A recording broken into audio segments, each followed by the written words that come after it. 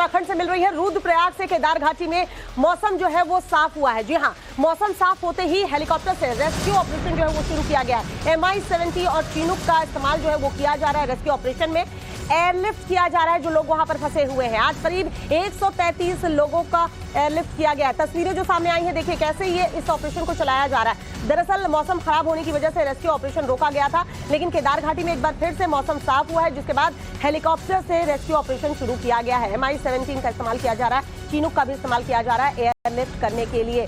आज जो आंकड़े सामने आए हैं, 133 लोगों को एयरलिफ्ट किया गया है। जानकारी जो मिल रही है उसके मुताबिक MI-17 जहां चारधाम हेलीपैड पर यात्रियों को उतारेगा, तो वहीं चिनूक चमोली जिले की गौचर हवाई पट्टी पर यात्रियों को, जो श्रद्धालु वहां फंसे हैं, उनको उतारेगा। केदारनाथ धाम में आई त्रासदी के बाद आज सोमवार को चिनूक हेलीकॉप्टर की गोचर हवाई पट्टी से लैंडिंग हुई केदारनाथ धाम के लिए, और 2 चक्कर अभी तक चिनूक यहां से लगा चुका है और करीबन 65 तीर्थयात्रियों को केदारनाथ धाम से लाने का कार्य अब तक हो चुका है। आप ठीक सामने देख सकते हैं जहां चिनूक हेलीकॉप्टर अभी यहां पे कुछ देर के लिए विश्राम कर रहा है और फिर दोबारा से यहां से फिर से केदारनाथ धाम की लैंडिंग हुई। और साथ ही साथ देख सकते हैं कि जो तीर्थयात्री केदारनाथ धाम से आए हैं उनके लिए यहाँ पर रहने से लेकर कह सकते हैं कि खाने पीने की व्यवस्था भी आर्मी के जवानों से लेकर अन्य स्थानीय जो लोग हैं वे कर रहे हैं। साथ ही साथ प्रशासनिक अमला भी यहाँ पे मौजूद है इन यात्रियों की सेवा को लेकर। खासतौर पर कह सकते हैं कि राज्य सरकार और प्रशासन के तौर पर प्रशासनिक स्तर पर जो तीर्थयात्री केदारनाथ धाम से पहुंच रहे हैं उनके लिए व्यवस्थाएं जुटाई जा रही हैं। साथ ही साथ यहाँ से उनको उनके घर के लिए, गंतव्य के लिए भेजा जा रहा है। हमारे साथ चिनूक हेलीकॉप्टर के विंग कमांडर सर मौजूद हैं, उनसे जान लेते हैं कि अब तक उनके सामने क्या चुनौती रही, क्योंकि काफ़ी समय से मौसम भी खराब था। तो अब आज सुबह उन्होंने यहाँ से केदारनाथ धाम के लिए उड़ान भरी है, तो क्या कुछ कैसा रहा सर बताइए। आज सुबह 3 दिन बाद आज सुबह ही मौसम खुला था, तो जैसे ही मौसम खुला चिनूक के साथ हमने सॉर्टीज़ की हैं 2। अभी फिर से केदारनाथ में मौसम फिर से डाउन हो गया है, तो जैसे ही मौसम खुलता है हम लोग फिर से तैयार हैं और शटल्स करने के लिए। अभी 2 ही शटल हुई हैं और जैसे जैसे मौसम खुलता है और शटल्स होती जाएंगी। सर आपने केदारनाथ धाम में लैंडिंग की, तो कैसा नज़ारा वहाँ पर आप देख रहे हैं? नहीं, वहाँ पर नज़ारा, वहाँ पर रेस्क्यू टीम्स काफ़ी पहुँच गई हैं, एडमिनिस्ट्रेशन का भी काफ़ी अच्छा हाथ है। लोग काफ़ी अभी वहाँ पर ऐसे इमरजेंसी में नहीं है। However efforts are there, efforts will continue and they will continue जब तक आखिरी बंदा वहाँ से नहीं निकल जाता है, तब तक all efforts will continue from Indian air force. तो इससे पहले भी कोई रेस्क्यू आपने किया है इस घाटी में कभी? नहीं, मैंने यहाँ पर इस घाटी में कोई रेस्क्यू नहीं किया है। केदारनाथ में HADR ऑप्स मेरा पहला ही, केदारनाथ सेक्टर में पहला HADR है। यहाँ पल पल में मौसम बदलता है, पल पल में परिवर्तन होता है, क्या कुछ कहेंगे?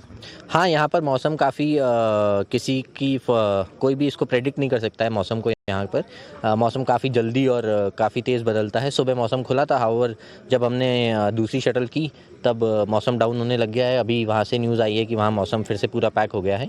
बाकी सिविल हेलीकॉप्टर्स भी वहाँ ऑपरेट कर रहे हैं 3, और हमारा V5 भी ऑपरेट कर रहा है गुप्तकाशी से। तो तीनों हेलीकॉप्टर्स आपस में मौसम के अपडेट शेयर कर रहे हैं और जैसे ही मौसम खुलता है फिर से एक शटल की जाएगी। Thank you. तो ये हमारे साथ चिनूक हेलीकॉप्टर में लगातार यहाँ से लैंडिंग कर रहे हैं ऑफिसर हैं और लगातार कह सकते हैं कि रेस्क्यू अभियान में जुटे हुए हैं। रोहित डिमरी, टाइम्स नाउ, नव भारत, गोचर हवाई पट्टी।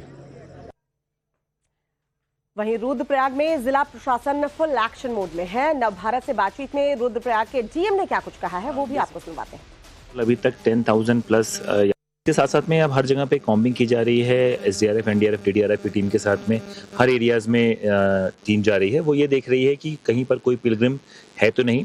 साथ ही साथ में आज ये भी प्रयास किया गया कि जो हमारा सोनप्रयाग का रास्ता जो टूट गया है वहाँ पर आर्मी की सपोर्ट लिया गया और उस पर एक पैदल एक पुलिया का निर्माण किया गया है, जिससे कि कोई भी अगर सामान हमें इस पार से उस पार भेजना है उसको हम अविलंब भेज सकें। साथ ही साथ में कोई अगर बहुत ही बुजुर्ग या कोई चोटिल इधर आ जाए तो उसको भी हम यहाँ से यहाँ ट्रांसफ़र कर सकें, जब तक कि मूल काम वहाँ पे स्टार्ट हम लोग न कर पाएँ। सर डॉग स्क्वाड की टीम भी पहुँची। बेसिकली जो भी ये भी सूचनाएं हमें कहा जा रहा था कि कुछ जगहों पर कुछ लोग इधर उधर मूव कर सकते हैं या कहीं चले गए होंगे, तो उसके लिए आज आर्मी की तरफ से एक स्निफर डॉग की भी सपोर्ट लिया गया और उसको भी आज हमारे जो जिला आपदा प्रबंधन अधिकारी हैं उनके माध्यम से अलग अलग रास्तों पर जा करके भी उसका उपयोग किया जा रहा है। सर जमीन से लेकर आसमान तक रेस्क्यू चला है, क्या कुछ कहेंगे इस बारे में? बेसिकली सबसे पहले प्रायोरिटी हमारी यही थी कि जितने भी जो हेलीपैड्स हैं और वहाँ पर अगर लोग हैं तो सबसे पहले हमें उनको रेस्क्यू करें। तो विगत 30 दिवस से इसी में हम लोग कार्य कर रहे थे और माननीय मुख्यमंत्री जी का भी यही डायरेक्शंस था कि सबसे पहले हमें कोशिश करनी है कि जो ईज़ी हमें जल्दी रेस्क्यू कर सके उनके करें, फिर साथ ही साथ में उस एरियाज़ को हम क्लीन करते जाएँ कि कहीं पर भी कोई भी हमारा पिलग्रिम। और इस बीच बड़ी खबर केदारनाथ से। रुद्रप्रयाग में केदारनाथ मार्ग पर खोजबीन जारी है।